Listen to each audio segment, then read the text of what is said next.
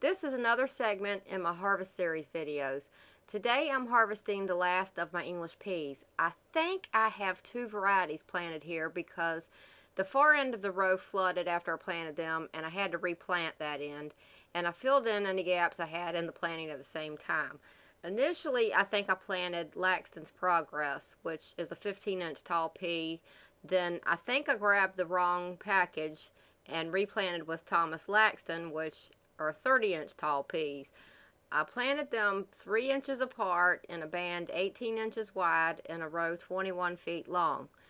Just like I discussed in the Sugar Snap video, peas don't do well in our heat, so I planted them thickly trying to beat that problem, and it didn't exactly work. I only got 2 pickings from this. I'm going to shell them out and blanch them and show you what I ended up with. I shelled and rinsed the peas, then boiled them for 3 minutes.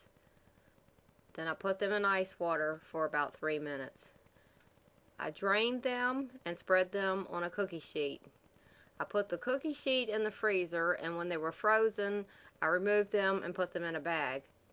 In total, I ended up with 9.5 cups of peas. Now, I have mixed feelings on this, and I suppose that it depends on what your goal is. A farmer could grow the most beautiful carrots you've ever seen in your life and not be happy with it because he didn't reach his goal of turning a profit on it.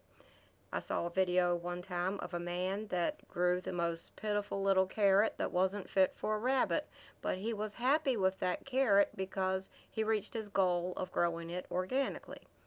Now, my goal is to grow as much food as I can, as efficiently as I can, and English peas don't quite fit the bill, especially when you look at how cheap they are in the grocery store.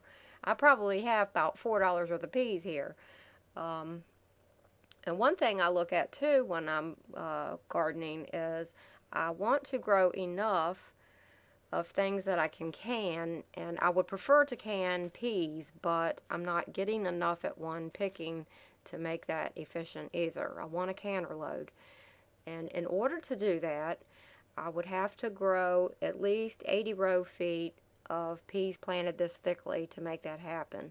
And that's a lot of garden space to take care of. And in the end, I would get 2 pickings and approximately 18 pints of peas. The only advantage I see to that is that peas do add nitrogen to your soil.